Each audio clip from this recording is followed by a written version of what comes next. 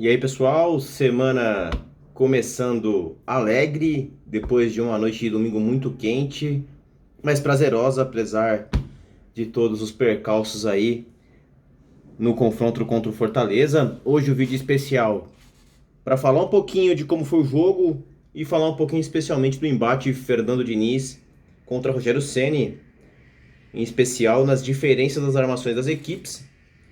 Eu ainda continuo não gostando da forma como o Fernando Diniz carrega e constrói as suas equipes para o ataque.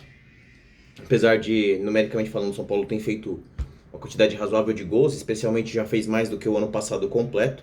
Praticamente fez a mesma quantidade em menos jogos, obviamente vai superar essa marca.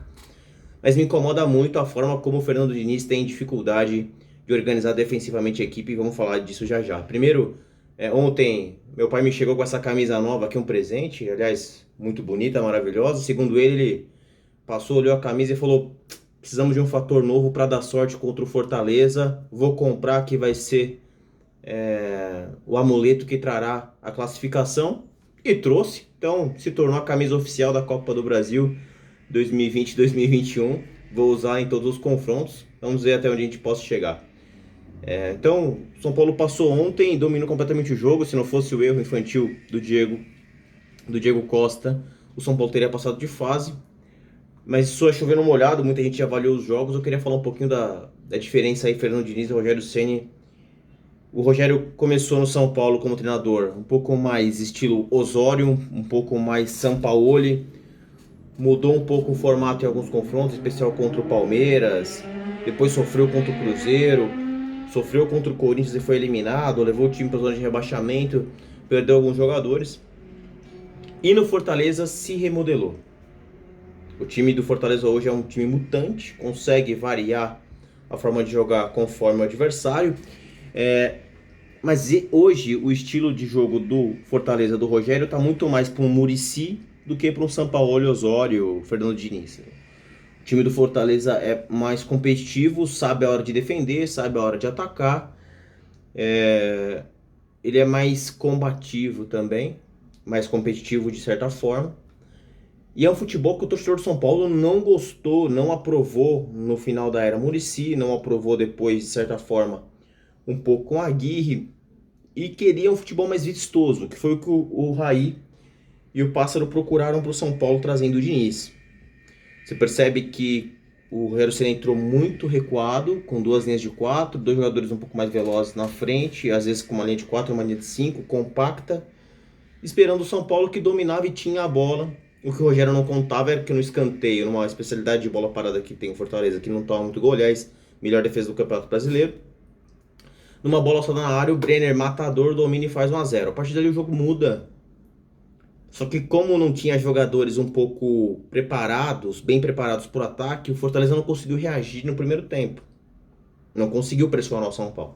E o São Paulo continuou criando chances e não conseguiu matar o jogo.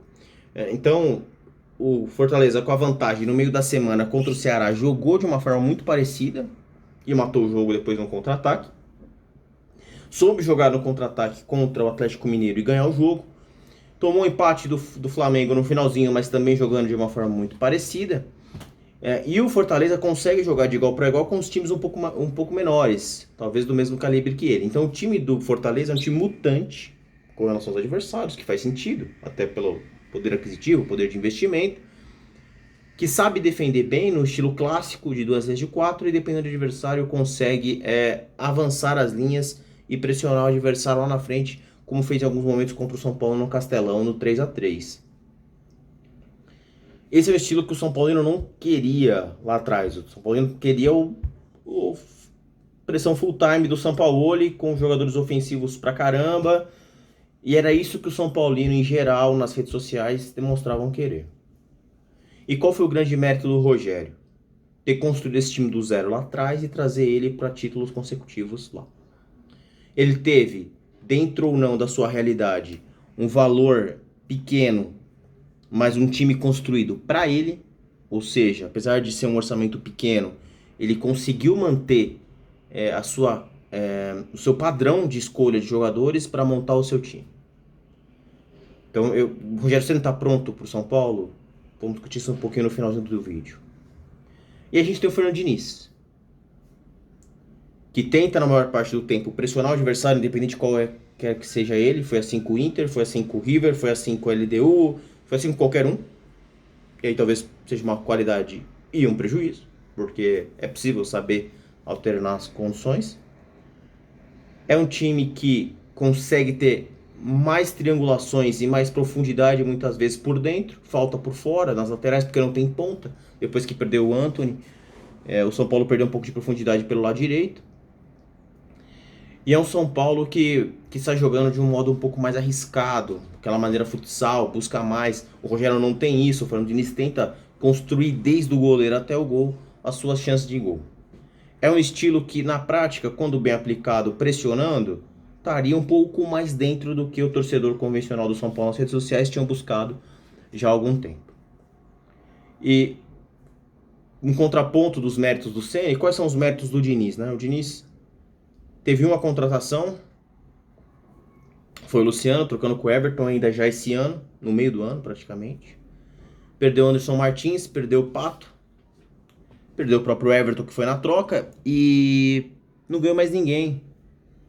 Não é uma defesa crasso assim, de cara ao Fernando Diniz, ao contrário, eu sou um cara que critico muito. Quem acompanha sabe os outros vídeos. Mas ele foi determinante, possivelmente, na formação final do Diego Costa, que eu acho que dele não tem mais volta. Ele vai, no mínimo ele vai ser isso, ele não vai ter regressão. E ele tende, se continuar evoluindo fisicamente e ter experiência, que aparenta ter maturidade para adquirir mais experiência, vai se tornar um grande zagueiro. O Gabriel Sara, que tem um talento, para mim, acima um pouco dos demais, ele consegue dar dinamismo no meio campo, ele consegue girar a bola. O Sara tá em todos os lugares, então onde você vê a bola com chance de criação, ele tá lá, ou na esquerda ou na direita, dado as devidas proporções, porque ele não tem uma carreira pronta, nem títulos para poder mostrar, e ele precisa melhorar, talvez ampliar o repertório de bola parada, já que ele chuta também bem de fora da área, e talvez entrar mais na área. Ele tem uma visão muito boa de um Alessandro, Canhoto, o próprio Alex, dadas as devidas proporções, não estou comparando. Mas ele tem potencial, se ele querer e conseguir amadurecer fisicamente e mentalmente, chegar, por que não, no patamar desses dois que eu citei agora. Mas para isso ele precisa ser mais incisivo e ainda mais decisivo. Ou seja, em jogos super importantes, que na realidade vai aparecer essa oportunidade para ele quando ele estiver mais velho, quando ele estiver mais maduro, com seus 24 anos, 25 anos, que aí, teoricamente, ele deveria estar no auge para decidir e matar confrontos desse calibre, assim como o da Alessandro e Alex conseguiram também numa fase um pouco mais madura da carreira. Então, Diego Costa, o Gabriel Sara, o retomado do Igor Gomes o ano passado, e claro, desse ano, porque não, já que para mim ele estabilizou, faltou um pouco crescer mais, mas ele pode crescer ainda. O crescimento do Léo, o Léo jogador para mim irreconhecível do ano passado para esse. Então, e o Brenner.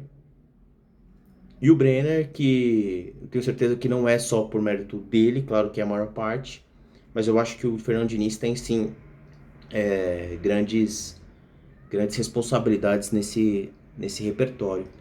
Então hoje, no embate Fernando Diniz e Rogério Ceni, apesar do Fernando Diniz não ter um título, eu particularmente estou mais acostumado e não me importo com o futebol proposto pelo Rogério de todas as formas, dependendo do adversário. Sabendo defender, sabendo atacar, sabendo defender, sabendo atacar. Eu, Rafael, eu não me importo. Eu tinha até pedido lá atrás um mano, Felipão, para tentar ganhar os torneios de mata-mata e classificar o São Paulo na Libertadores, coisa que não aconteceu. O torcedor do São Paulo queria um futebol mais ofensivo. Isso o Diniz está focado um pouco mais. Nesse embate, eu acho que pro ano que vem, talvez, para a próxima temporada, talvez nenhum dos dois esteja pronto, e aí depende da grana.